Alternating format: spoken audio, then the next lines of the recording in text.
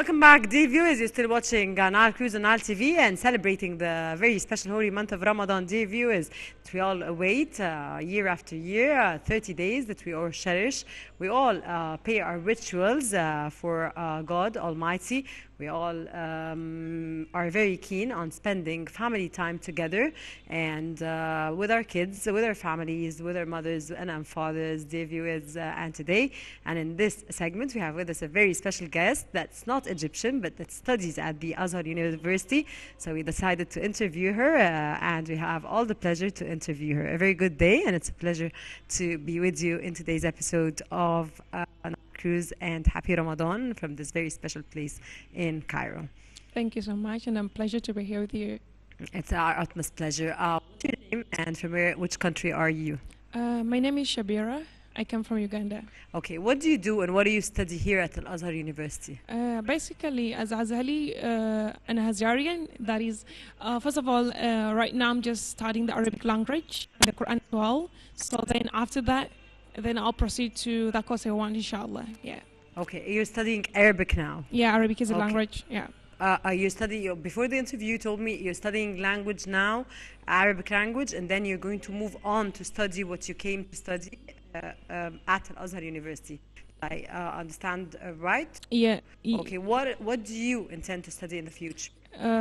Basically, me myself, I'm a medical personnel, so I need, inshallah, I need to understand the Quran, memorize it all, and then after that, I'll go back to my profession, inshallah. Yeah. Okay, how do you see it facilitated to memorize the Quran, and is it easier because you're a student of the at the University of Al Azhar to memorize the Quran, or it's anywhere you can memorize it, it's normal and it's okay?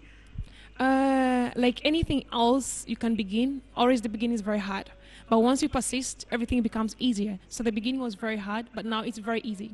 At Uganda, is it same as memorizing the Quran here in Egypt at Al Azhar University, or there's difference? There is a difference. Memorizing Quran, I can say it's the same everywhere where there is the Muslim community, because people memorize the same ways. But the only difference is here I learn Arabic and understand everything that I read. Any word that I read, I need to understand it. That is the difference.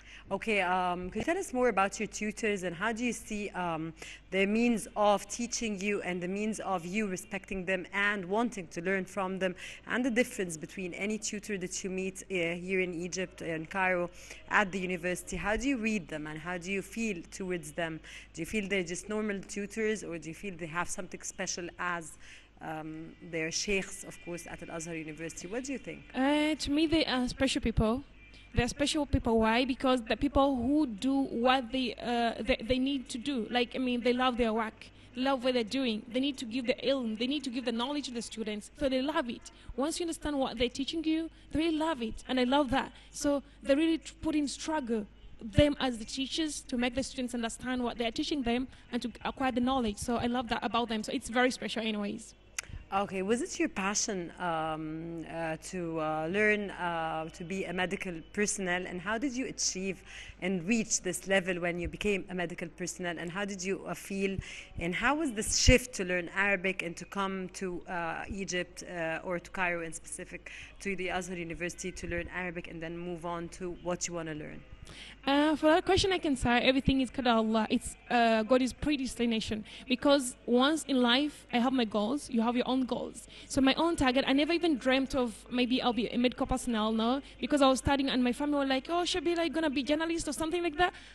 But me, I didn't have it in my heart. But, you know, Allah predestined it. It just came from out of the blue. And I was like, no, I need to go for the medical course. So I went for the medical course and I finished it, alhamdulillah. So, and from out of the blue, I was working at a hospital. Then I was like, no, you know, I'm seeing a lot of people dying in my hands. Like, I'd be like, oh, really one day, inshallah. And it has not, inshallah. Even now, I'm going to die. Like these people that I'm trying to nurse. So I was like, one day I'm going to die. But I need to go with something, and that is the Quran. I memorize the Quran. I understand it. I work by it. Meaning, inshallah, I'm just trying to prepare myself for the hereafter. That is the akhirah. So that's it, just from out of the blue. So it's Allah's qadar. Do you know any ayah in the Quran that can explain what you're saying? Did you memorize any ayah in the Quran that you can explain actually what you're saying now, or you're not yet?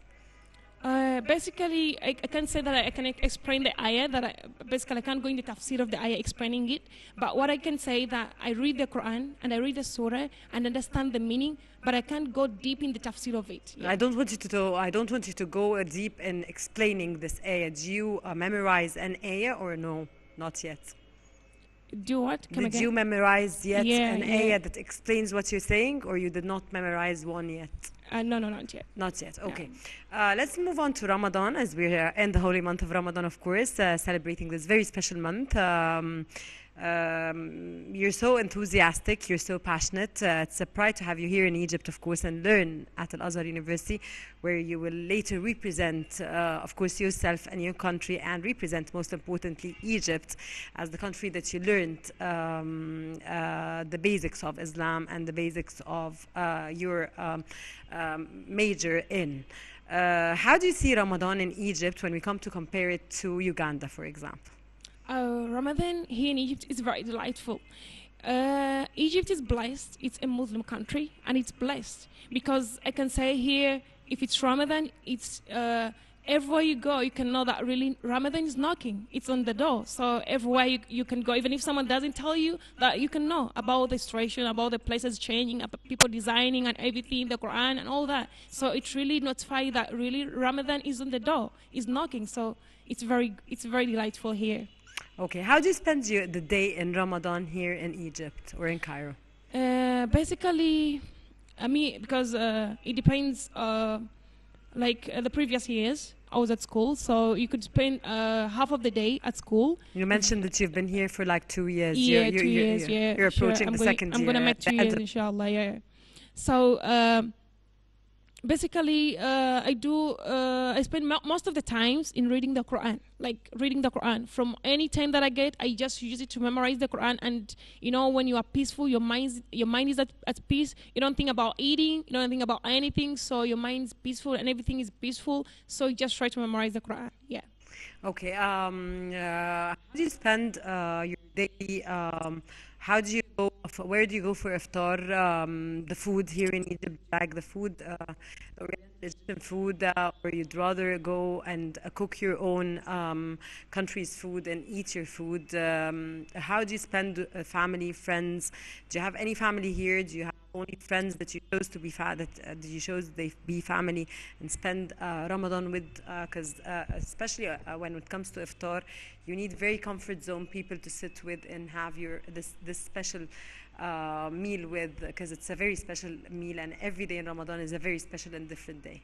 Yeah, about that, I don't have family here, but I have friends. Like, I mean, I can say they're my family now. They're my That's family. what I said. Yeah. So going out is once in a while, but most of the times you plan about what to cook. Like today, what are we gonna cook? So you plan about what to cook. Then you be like, okay, today we're gonna make A, B, C, D. So you enjoy yourself. Your friends, which became your family by choice, are from different nationalities, or are they all Ugandans? They're from different nationalities. Different nationalities. You mentioned the nationalities, please. Some are Malaysian, some are from Turkey, so they're different. That's some are from lovely. Europe. So, okay, do you spend different days, for example, doing Turkish food, and other days doing Ugandan food, and other days making other types of nationalities foods, or and eat, of course, Egyptian food at the end of the day? What do you do? How do you plan your iftar and your suhoor in the daily life in Ramadan? We basically try to talk about the food which unite all of us, because there's kind of foods you can cook and the other doesn't like it or take it, and it's Ramadan, someone is starved from morning, so we plan about the food that can unite us. Mostly it's rice, so we plan how to cook it, which style to cook it, so that's it. That's it. So the most important on your table is the rice. Yeah. Okay. How do you spend prayers in Ramadan? How do you spend reading Quran? Because of course all of us have to. It's very important to recite Quran, or to remind our viewers that the holy month of Ramadan, we have to take opportunity of each and every second in this month for the sake of God and al-akhirah, as you mentioned, our endings, of course, because this is what counts at the end of the day. How do you spend it, your prayers? Do you do tarawih? Do you do tahajjud? Do you wait for tahajjud the last 10 days, or how do you do this? Right from that one, I don't want to miss any single time that I get, because life is very short. So every single time I try to utilize it. I go for tarawih all as much as I can for every day. as long as I'm supposed to be there. So I go there and I memorize Quran. I make sure every time, every day, I have to memorize at least a specific page or specific ayahs per day, and I make sure I have to make a review of the surahs that I memorized before, so that I can't forget, because And it's it's very still easy to forget. yes, yeah. but it's still part of your studies, Yeah, memorizing. So yeah, sure. this is really a wonderful month to take opportunity Yeah. of both. You're memorizing what you should be memorizing, at the same time you're reciting the Quran. Yeah, so that is right. wish you best of Yeah. luck. And Thank you. what else do you want to say about Ramadan in Egypt and about Al Azhar University, of course, which is the main pillar that exports Islam to the entire world? Yeah, Ramadan in Egypt is very nice. I can say it's very, as I said in the first place, it's very delightful here. And Alhamdulillah, during Ramadan, I love it so much because everyone has a very soft heart. Everyone is merciful. Even if you cannot starve in Ramadan, because you get people who are inviting you to break the fast with them, so you can't starve. And on Azhar side, I thank Sheikh Azhar because he always make a lot of students, even here in this very masjid where we are right now. So people break their fast very nicely, having good meals. So may Allah bless him and bless everyone. Yeah. It makes us, of course, the Egyptian proud ones when we find someone from a different country like Uganda that is so proud of Egypt and likes the idea. Don't you miss your family in this holy month of Ramadan when it's a very quality time when you sit with your family, cherish and appreciate this very quality time with the parents, with your siblings? How do you feel without them in this holy month of Ramadan? Every single time I try to miss my family, even right now. But sometimes in life, you look at your goals. You look, because we know everything is there for a period of time and for a season. So if the season finishes, inshallah, and death doesn't come in between, so I'll meet my family. And if you get good friends and they cheer you up, you try to forget about any sadness that can come on your heart, like missing your family, all that kind of, because your friends will try to cheer you up. Yeah.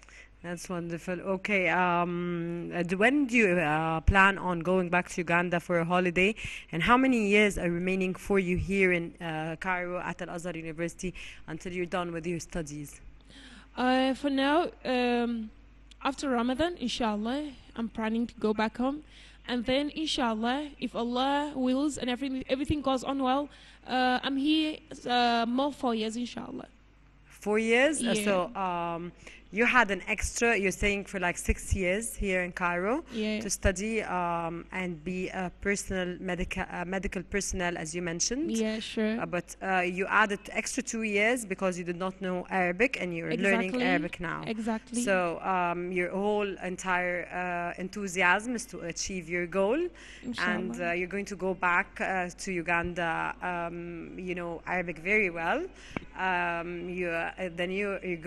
Of course, you have memorized the Quran and you're medical personnel.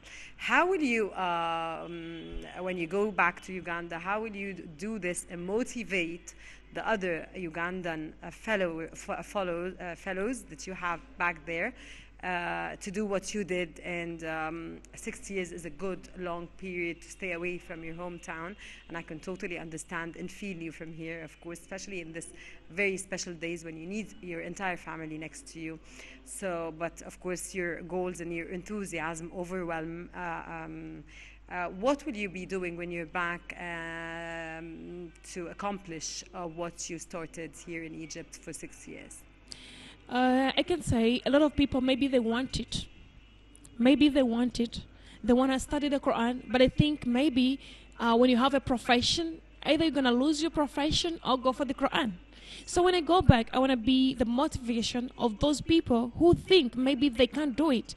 I can be a motivation for them that you can, in this world, anything you want, you can achieve it. It's just a matter of time. Because 6 years, maybe it looks like something, a very big period of time. Yes, it is.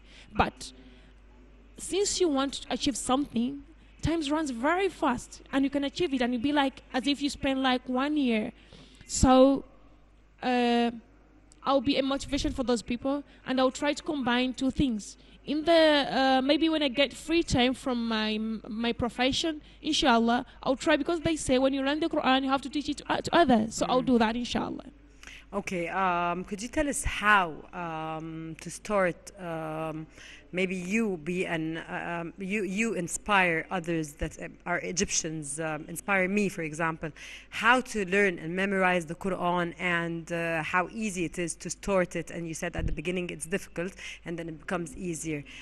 Give people or give the viewers a hint about how easy it is to memorize the Quran, or all Muslims around the world, because it's very important, of course, aspect of Islam. Because Allah subhanahu wa ta'ala mentioned it in the Holy Quran, وَرَتِّلُ الْقُرْآنَ تَوْتِيلًا. So Allah doesn't lie.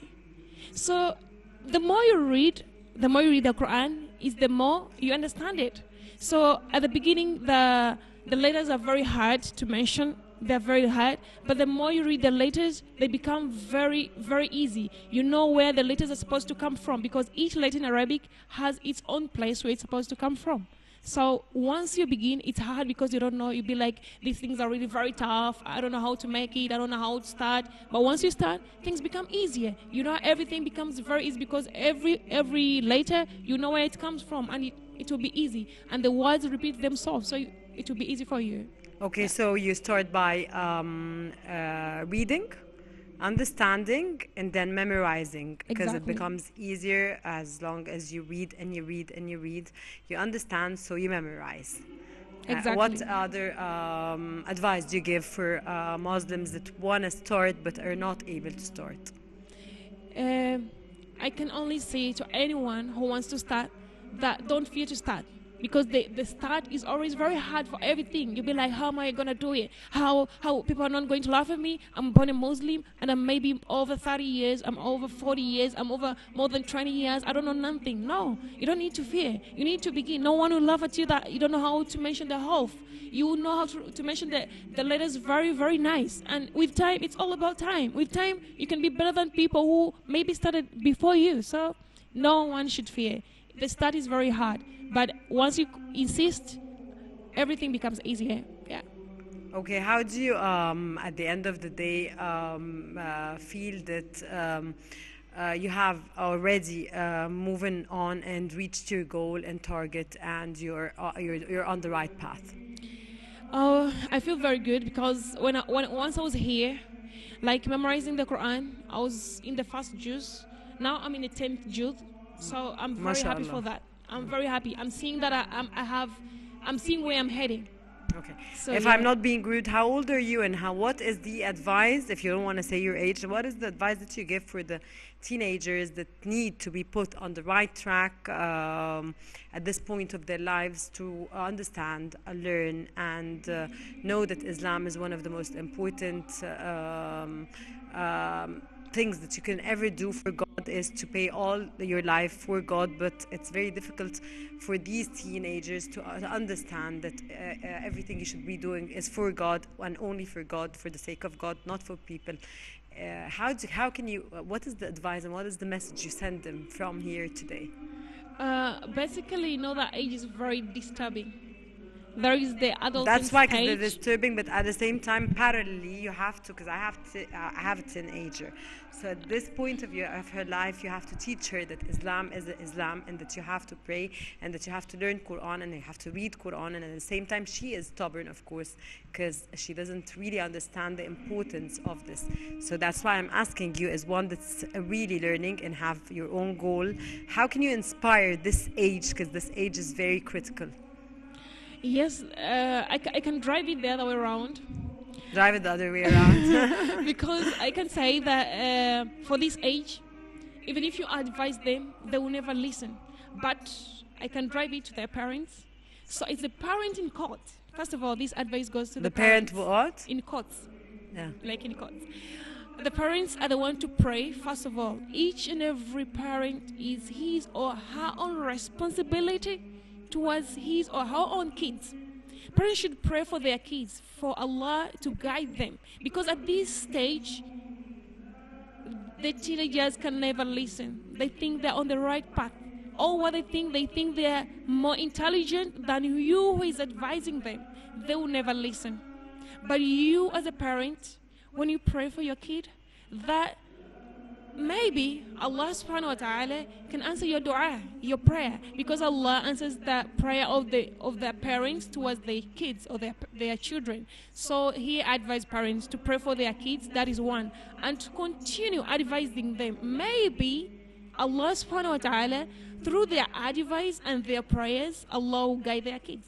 That's what I can say. Yeah, you can never imagine how proud I am of you and how proud I am of your enthusiasm, your passion, how inspiring you are. Of course, I'm older, much older than you are, but still, this interview really inspired me to do a lot in Ramadan. And what are your final words for today? Sorry. What are your final words for today? My final words for today. First of all, I thank you for inviting me here. I'm really privileged and I'm proud of you too.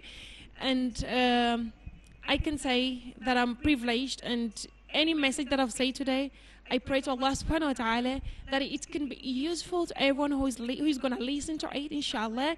And lastly, I send my greetings to my family, my friends, my fellow Ugandans here in Egypt and all over the world who are hustling from there. May Allah subhanahu wa ta'ala bless them. May Allah subhanahu wa ta'ala bless all my friends in Egypt, bless Egypt as a country, bless Uganda as a country, inshallah.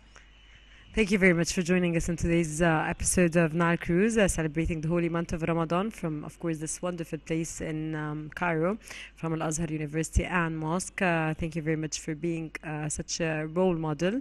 We wish you best of luck and from success to success, and hope we meet you when you're at the end of your here in Egypt. Before you leave, we meet you again for an interview to tell us all about your joy and happiness and what your goals that you achieved here in Egypt, of course. Thank you very much for joining us. Thanks too. Dear viewers, this is this segment of Nile Cruise. Stay tuned. I'll be back again. Don't go away.